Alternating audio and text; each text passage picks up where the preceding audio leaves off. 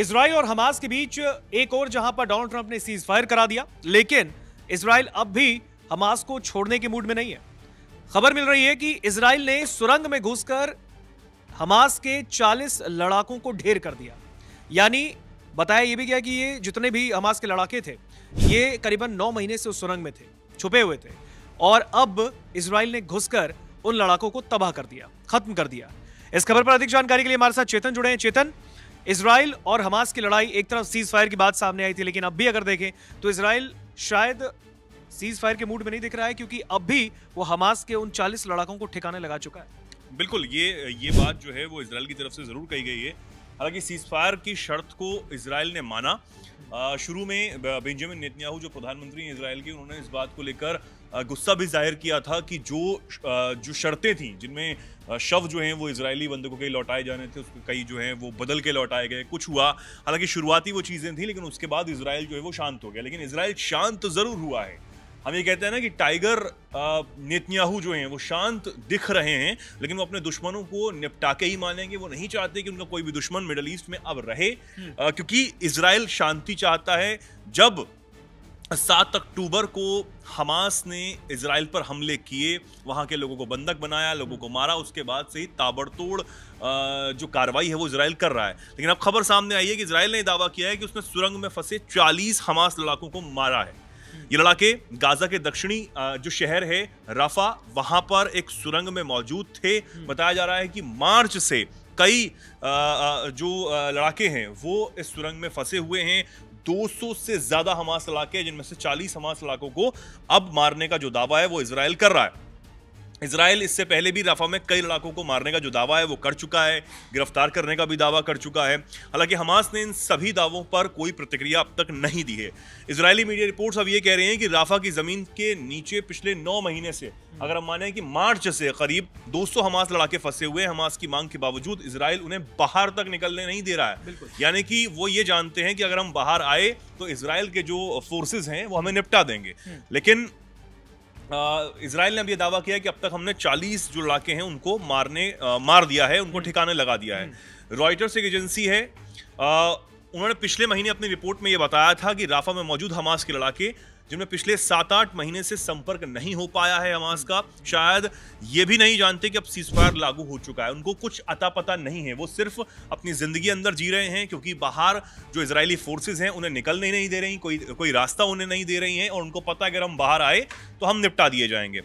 उनमें से एक ने यह कहा कि उन लड़ाकों को वहां से निकलना सीजफायर को बनाए रखने के लिए भी जरूरी है, क्योंकि अगर वो बाहर आते हैं और अगर इजरायली फोर्सेस के निशाने पर आ जाते हैं या फिर इजरायली फोर्सेस को दोबारा से अटैक करते हैं तो सीजफायर भी टूट सकता है, जो कि ट्रंप ने करवाया है। पिछले महीने 6 नवंबर को इजराइल और हमास के बीच एक समझौते का जो प्रस्ताव है वो दिया गया था, जिसमें कहा गया था कि हमास के लड़ाकों को सुरक्षित निकलने का रास्ता दिया जाए, इजराइल उन्हें मारने के बजाय किसी तीसरे देश या गाजा के दूसरे हिस्से में जाने का मौका दे दे। हालांकि इजराइल इसके लिए राजी नहीं हुआ। वो नहीं, मैंने एक शुरुआत में कहा कि वो नहीं चाहता है कि उसका कोई भी दुश्मन उसके हाथ से निकल के जाए और बाद में उसको मौका मिले तो इजराइल पर अटैक करे। तो इजराइल कोई गलती इस मामले में नहीं करना चाह रहा। साथ ही सीजफायर समझौते के तहत लड़ाकों को छोड़ने के बदले में हमास के लड़ाके हथियार डाल दें, यह भी कहा गया, और गाजा के नीचे बनी सुरंगों की पूरी जानकारी देंगे, ये कहा गया था, ताकि इजराइल उन्हें खत्म कर पाए और कोई भी सुरंग ना बचे जहां पर जो हमास के लड़ाके हैं वो आने वाले समय में और ज्यादा संख्या में छुप सके।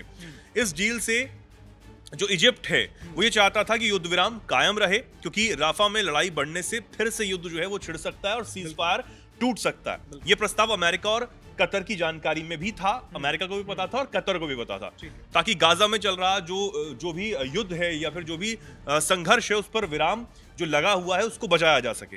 इस पर अब तक हमास ने फिलहाल जो है कोई जवाब नहीं दिया है, ना ही वो अपने लड़ाकों को लेकर कोई जवाब दे रहा है, ना ही वो ये कह रहा है कि इजराइल ने जो दावा किया है 40 हमास के लड़ाकों को मारने का, उस पर कोई जवाब जो है वो देता हुआ नजर आ रहा है। तो ये जो पूरा मामला यहाँ पर, हालांकि गाजा की जो हालात हैं वो हम देख रहे हैं, गाजा को दोबारा से बसाने का जो प्लान है वो राष्ट्रपति ट्रंप रख चुके हैं इजराइल के साथ मिलकर, लेकिन फिलहाल सीज फायर ही है। ये सीज फायर कब तक रहता है ये भी एक बड़ा सवाल है, क्योंकि जिस तरीके से इजराइल का रुख है, बेंजामिन नेतन्याहू का रुख है कि वो अपने दुश्मनों को नहीं छोड़ देना चाहते, वो ये नहीं चाहते कि आने वाले समय में दोबारा से ये सब इसराइल के लिए खतरा बने।